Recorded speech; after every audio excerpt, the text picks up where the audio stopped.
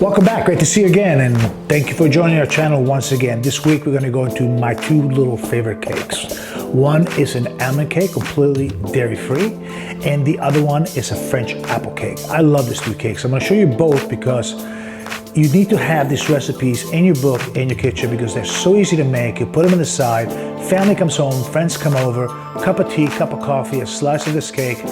Absolutely fantastic. Let's get into it.